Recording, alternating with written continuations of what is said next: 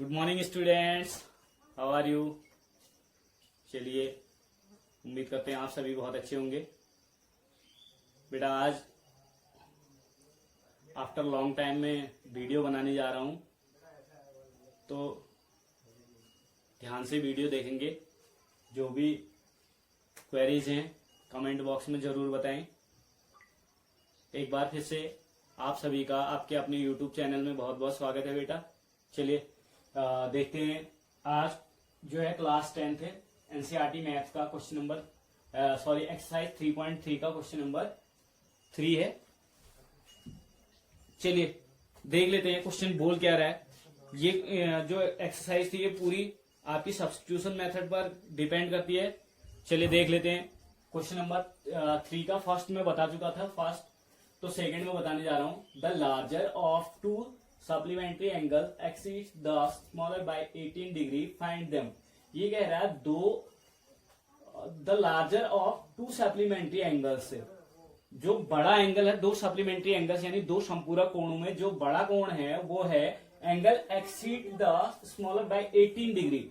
वो जो है स्मॉलर एंगल से यानी छोटे एंगल से 18 डिग्री अधिक है। ठीक है, फाइंड देम, उनको ज्ञात कीजिए, निकालने हैं। तो सॉल्यूशन में देख लीजिए क्या करते हैं। लेट कर लेते हैं पहले। Let the smaller angle be x degree.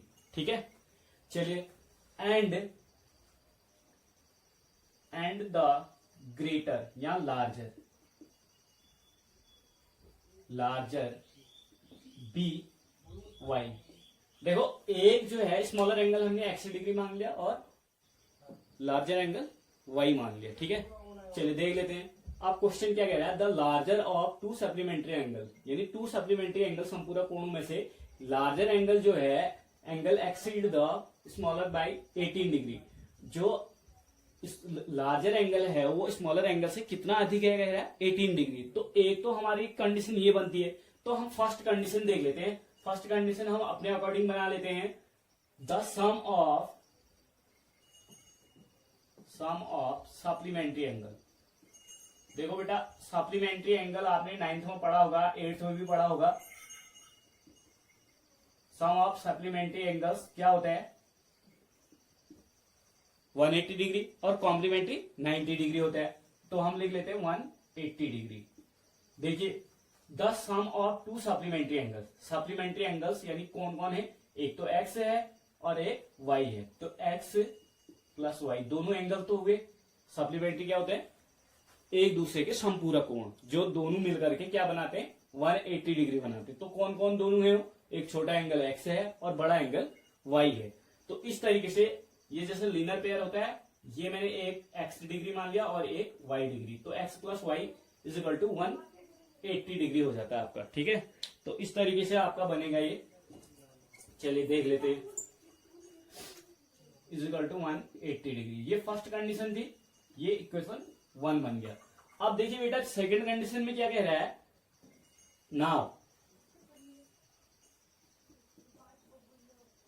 The larger angle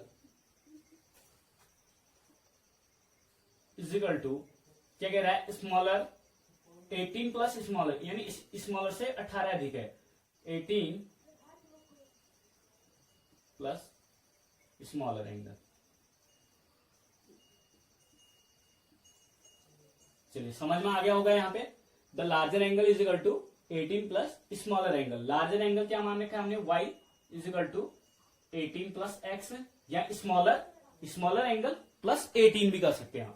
आप ऐसा भी कर सकते हैं 18 प्लस स्मॉलर यानी स्मॉलर से 18 अधिक, या स्मॉलर एंगल प्लस 18, कोई दिक्कत नहीं है, आप कैसे भी कर सकते हैं। ठीक है, तो स्मॉलर एंगल हमने बता रखा आपको एक्स है, स्मॉलर एंगल एक्स प्लस 18, ये आपका हो गया इक्वेशन नंबर 2। चलिए यहाँ पे जो है y की वैल्यू x के टर्म्स में ऑलरेडी जो है क्या हुई है, रिप्रेजेंट हुई है। ठीक है, पहले तो हम रिप्रेजेंट करते हैं ना x की वैल्यू y में, तो डायरेक्टली यहाँ पे मैं इसको आगे ना करके सीधे सीधे सॉल्व कर दे रहा हूं। ठीक है, चलिए देख लेते हैं। अब जो y की वैल्यू है फ्रॉम इक्वेशन 2 पुटिंग या सब्स्टिट्यूटिंग, क्योंकि सब्स्टिट्यूट करेंगे यहाँ पे वैल्यू हमें प्राप्त नहीं हुई, वैल्यू किसके टर्म्स में है, x के टर्म्स में है बेटा, ठीक है। लिखेंगे सब्स्टिट्यूटिंग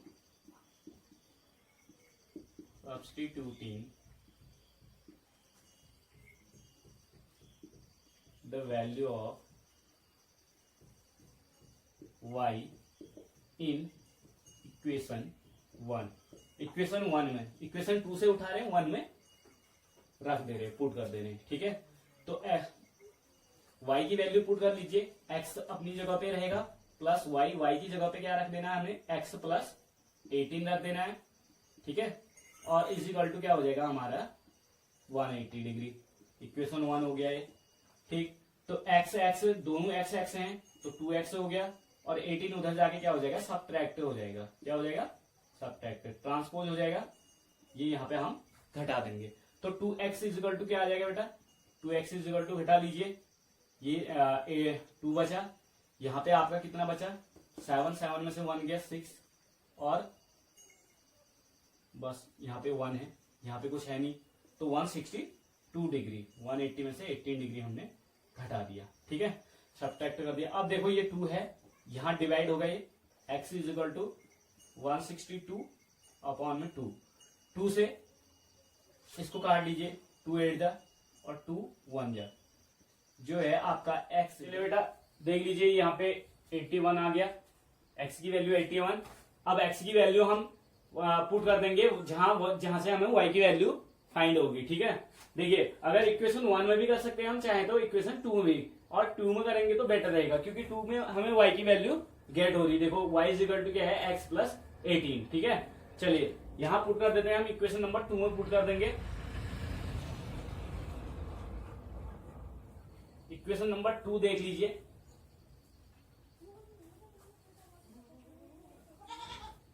ये आप वीडियो पॉज करके उतार लेंगे, जितना मैंने इरेज कर दिया है इसको आप वीडियो पॉज करके उतार लेंगे बेटा, ठीक है। चलिए देख लेते हैं इक्वेशन 2 क्या है। इक्वेशन 2 है हमारा यहाँ पे y is equal to x, x की वैल्यू कितनी आ रही थी हमारी, सॉरी पहले हम लिख लेंगे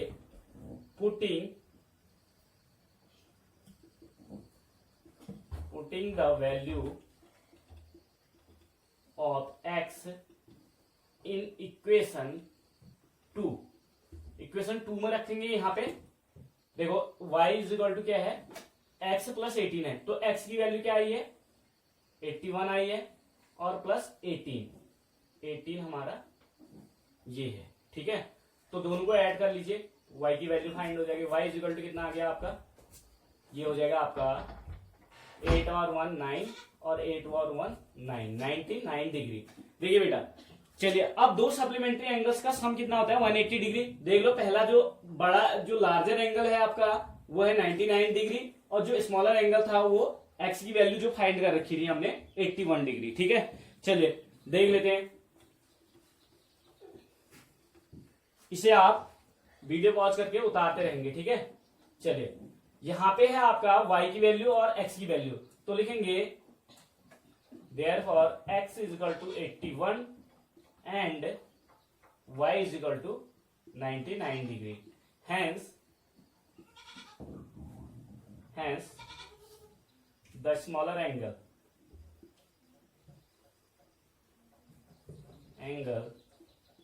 is 81 degree and larger is 99 degree.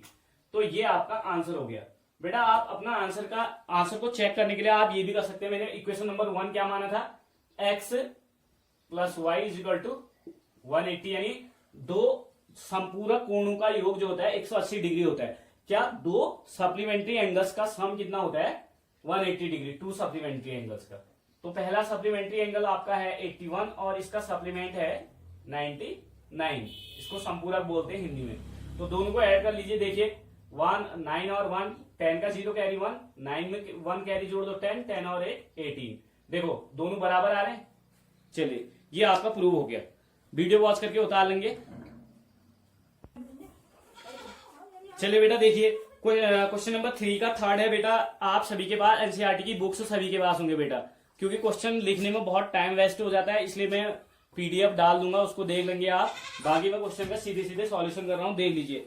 इसमें क्वेश्चन बोल क्या रहा है, the coach of a cricket team buys 7 bats and 6 balls for RS 3800। देखो एक क्रिकेट टीम का कोच है, उसने वो खरीदता है, क्या खरीदता है, 7 बैट्स 7 बल्ले खरीदता है एंड 6 बॉल्स यानी 6 गेंदे खरीदता है, फॉर कितने में, 3800 में खरीदता है, ठीक है। और सी बाइज 3 बैट्स, और वही खरीदता है बोल रहा था, सॉरी यहाँ पे सी लिखा है तो खरीदती है, ठीक है। She buys 3 bats 3 bat and 5 balls 5 बल्ले कितने के खरीद रहे हैं, फॉर RS 1750 यानी 1750 के, ठीक है।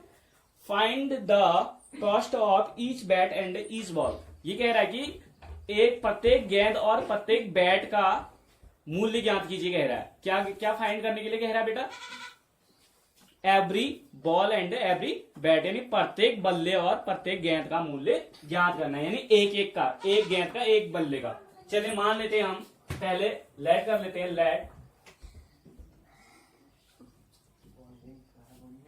Late the cost of a bat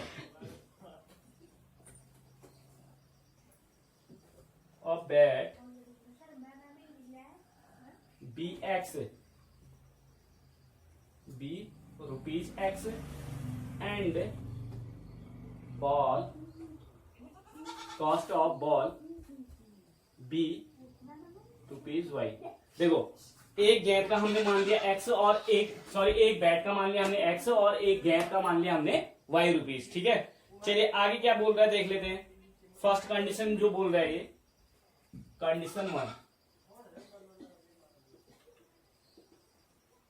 condition first condition क्या कह रहा है, यानी प्रथम शर्तानुसार भी बोलते हैं इसको, ठीक है। इसमें बोल रहा है 7 बैट का कॉस्ट है।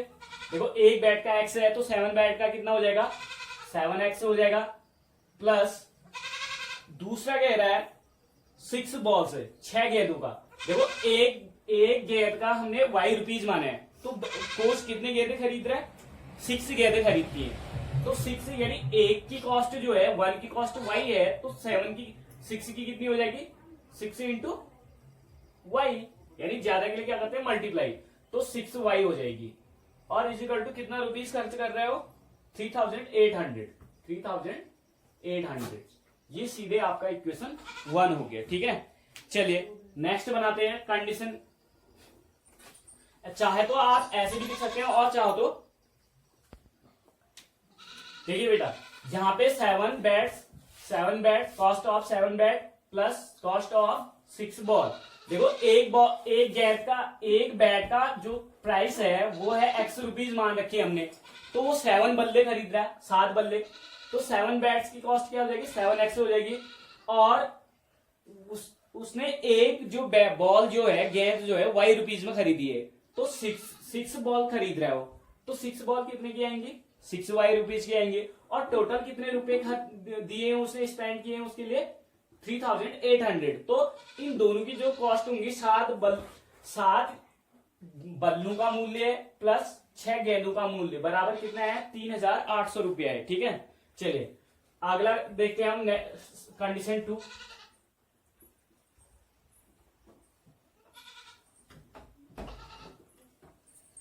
कंडीशन सेकंड देख लीजिए। सेकंड कंडीशन में क्या कह रहा है, अब जो है वो बोल रहा है कि C बाइज 3 बैट्स, यानी 3 बैट्स, एक बैट X का है तो 3 बैट 3X रुपीज की होंगी, यानी 3 बैट की कॉस्ट होगी। और फिर क्या खरीद रहा है वो, 5 बॉल्स, 5 गेंदें, 5 बॉल यानी एक बॉल वाइज की, तो 5 बॉल 5 वाई की। टोटल कितना स्पेंड कर रहा है, 1750 रुपीज। तो ये इक्वेशन 2 बन गया आपका सीधे सीधे। बाकी सारी चीजें मैं राम कहानी सारी लिखूंगा नहीं बेटा, क्योंकि 7 बॉल्स, कॉस्ट ऑफ 7 बॉल लिखूं, पहले लिखना पड़ेगा, फिर कॉस्ट ऑफ 6 बॉल लिखना पड़ेगा, फिर दोनों का सम करना पड़ेगा, दोनों का सम क्या आएगा, इतना आएगा कॉस्ट का। तो हमने सीधे सीधे कर दिया। यहाँ पे आपको पता होना चाहिए कि एक बॉल का कितना है और एक बैट का कितना है, तो उसी हिसाब से आप क्या करेंगे, इनके 7 बॉल और 6 बॉल और 7 बैट का निकाल लेंगे, टोटल इतना रुपीज है। ये इस तरीके से आपकी कंडीशन 1 यानी प्रथम शर्त बन जाएगी। दूसरी शर्त आपकी ये होगी, अब देखो दोनों इक्वेशन मिल गए हमें, अब क्या करना है, हमें इनको सॉल्व करना है। देखो इक्वेशन 1 से करेंगे हम पहले, फ्रॉम इक्वेशन 1, फ्रॉम इक्वेशन 1 से देखना है हमें, क्या करना है हमें, value of x in the terms of y, यानी एक्स की वैल्यू वाई के टर्म्स में लिखनी है हमें, ठीक है। तो सीधे सीधे हम इक्वेशन फ्रॉम इक्वेशन 1 लिख देते हैं। इक्वेशन 1 क्या है, 7x plus 6y is equal to 3800। आप देखो हमें x की वैल्यू फाइंड करनी है, यहाँ पे 7x इज इक्वल टू 3800 अपनी जगह पे, और ये 6 प्लस 6y यहाँ है, और यहाँ भेज रहा हूं तो यहाँ जाके क्या हो जाएगा, ये प्लस का माइनस हो जाएगा, और 6y, और x इज इक्वल टू हो जाएगा आपका 3800 माइनस 6y, और अपॉन में ये हो जाएगा आपका 7 जो है मल्टीप्लाई हो रहा है, यहां जाके डिवाइड हो जाएगा। ये आपका इक्वेशन 3 बन गया। कितना बना ये, इक्वेशन 3, ठीक है। चलिए बेटा, आई होप समझ में आ रहा होगा आप लोगों के। देखिए यहां तक आपके क्लियर हो गया। ये मैंने सब्स्टिट्यूशन मेथड से ही सॉल्व कर रहा हूं, क्योंकि सब्स्टिट्यूशन मेथड वाला कोई चैप्टर है। तो यहाँ पे अब हमने x की वैल्यू जो है y के टर्म्स में लिख दी है। अब क्या करना है, इस वैल्यू को हमें सब्स्टिट्यूट करना है इक्वेशन 2 में, क्योंकि इक्वेशन 1 से तो हमने बना रखा है। तो लिखेंगे हम, now substituting the value of x in equation 2, किसमें सब्स्टिट्यूट करेंगे, इक्वेशन 2 में। इक्वेशन 2 चलिए देख लेते हैं। 3 इंटू एक्स है, 3 इंटू एक्स है, एक्स की वैल्यू हमारे पास ये है 3800 माइनस 6y अपॉन में है 7, और plus 5y is equal to 1750, ठीक है। चलिए अब इतना क्लियर हो गया। अब इससे आगे क्या करना है, आपको मल्टीप्लाई कर लेना है। 3 0 जा 0, 3 0 जा 0, 3 8 जा 24, 24 का 4 कैरी 2, 3 3 जा 9 और 2 11, सॉरी 9 और 2 11, ये हो गया। और माइनस 3 6 जा 18। मल्टीप्लाई हमेशा ऊपर वाले के साथ होता है, नीचे वाले के साथ नहीं, डिनोमिनेटर के साथ नहीं होगा, ठीक है। 18y अपॉन में आपका 7 हो जाएगा, और plus 5y is equal to 1750, ठीक है। चलिए अब यहाँ पे देखो हमारा ये न्यूमरेटर है, सॉरी ये न्यूमरेटर है, डिनोमिनेटर यहाँ पे हमें भिन्न के रूप में मिली है, फ्रैक्शनल मिली है, तो हम इसे भी फ्रैक्शनल बना लेंगे, अपॉन में 1 लिख लेंगे। अब देखो दोनों का हम क्या फाइंड कर लेते हैं, एलसीएम। दोनों का एलसीएम क्या आएगा, 7 आएगा बेटा। 7 आ गया एलसीएम, 7 1 जा 7, तो इतना 1 जा इतना ही रहेगा, यानी 11400 माइनस 18y, और ये प्लस का प्लस ही रहेगा, क्योंकि 1 7 जा 7 बार गया, तो 7 5 जा 35, यानी 7 5 35 हो गया ये आपका, ठीक है। इजिकल टू क्या हो जाएगा, 1750। चलिए बेटा यहां तक आपने देख लिया होगा। इससे आगे मैं ऊपर सॉल्व करूंगा, वीडियो पॉज करके आप इसको नोट कर लेंगे अपनी फेयर कॉपी में। चलिए देख लीजिए यहां पे क्या है, 11,400 माइनस, देखो ये नेगेटिव और पॉजिटिव दोनों सब्ट्रैक्ट होंगे, साइन बड़े नंबर का प्लस आएगा, और 35 में से 18 गया, कितना बचा, 17 बचा। चलिए 17y हो गया, ठीक है। और अपॉन में है आपका 7, और इज इक्वल टू क्या है 1750, ठीक है। चलिए बेटा अब क्या करना है, हमें इस 7 का मल्टीप्लाई इधर कर देना है। किधर कर देना है, इधर पे कर देना है। चलिए देख लेते हैं, इसको अपॉन में 1 कर लेते हैं, क्रॉस मल्टीप्लाई हो जाएगा 11,400 plus 17y is equal to, ये हो जाएगा 7 का मल्टीप्लाई कर दो इधर जाके, क्या हो जाएगा ये मल्टीप्लाई, 7 0 जा 0, 7 5 जा 35, कैरी 3 और 7 7 जा 49, 49 और 3 कितना हो गया 52, कैरी 5, 7 1 जा 7 और 5 12। यही हुआ, देख लीजिए 7 0 जा 0, 7 5 35 का 5 हासिल 3, 7 7 जा 49, 49 और 3 ऐड करके 52 आ गया, कैरी 5 और 7 1 जा 7 और 5 12। चलिए ये 17y इज इक्वल टू 12,250 और इसमें से हमने सब्ट्रैक्ट, देखो यहाँ ये ऐड हो रहा है, इसके आगे कोई साइन नहीं है तो प्लस मानेंगे, तो वहां जाके क्या हो जाएगा सब्ट्रैक्ट हो जाएगा 11,400। तो यहाँ पे 17y इज इक्वल टू, देखो सब्ट्रैक्ट कर लीजिए, 0 में से 0 गया 0, 5 में से 0 गया 5, 2 में से 4 घटेगा नहीं, 1 10 लिया 12, 12 में से 4 गया 8, यहाँ पे बचा आपका 11, 11 में से 11 गया 0। तो हमारा बच कितना रहा है, यहाँ पे इतना ही बच रहा है। ठीक है, हम डायरेक्टली डिवाइड कर देते हैं 17 5 जा 85, तो y इज इक्वल टू सीधे सीधे 850 अपॉन 70। इसको सब्ट्रैक्ट कर लीजिए, 7 5 85 यानी 17 5 जा 85 और बचा 0 0 हो गया। तो y की वैल्यू क्या आ गई बेटा आपकी, y इज इक्वल टू आ गया आपका 50। अब हमें निकालनी है x की वैल्यू, किसकी वैल्यू निकालनी है, x की। तो x की निकालने के लिए आपको मैंने इक्वेशन नंबर 3 बता रखा है, लिखेंगे। अब यहाँ पे सब्स्टिट्यूट नहीं करेंगे, यहाँ पे पुट करेंगे वैल्यू, लिखेंगे putting the value of x in equation 3। Equation 3 क्या था आपको पता ही है, इक्वेशन 3 ऐसे था 3800 यानी x is equal to 3800 minus 6y upon 7 था, ये था इक्वेशन 3, इस तरीके से था। तो उस पे हम वैल्यू पुट कर देते हैं। चलिए आइए देख लेते हैं, इक्वेशन 3 था आपका x is equal to 3800 minus 6 into y, y की वैल्यू कितनी है 50 है, ठीक है, अपॉन में था आपका 7। तो यहीं पे सॉल्व कर देता हूं मैं, 3800 माइनस 6 पंचे 30, 6 5 जा 30 यानी 50 इंटू 6 बराबर 300 आ जाएगा, ठीक है, अपॉन में आ जाएगा आपका 7। चलिए बेटा यहाँ पे देखो 3800 माइनस 56 जा 300 माइनस करेंगे, ये आ जाएगा आपका x is equal to 3500 upon में 7, देखो कट रहा है ये 7 5 जा 35 और 2 0 है 2 0, ये हो जाएगा आपका x इज इक्वल टू हो जाएगा आपका x इज इक्वल टू कितना हो गया आपका 500, कितना हो गया 500। तो यहाँ पे लिख सकते हैं हम x is equal to 500 and y is equal to 50, ठीक है। तो ये x जो है एक बैट का प्राइस है और ये y जो है एक बॉल का है, तो लिख सकते हैं हम hence the cost of a bat is 500 rupees, लिख लेंगे आगे से ₹500 एंड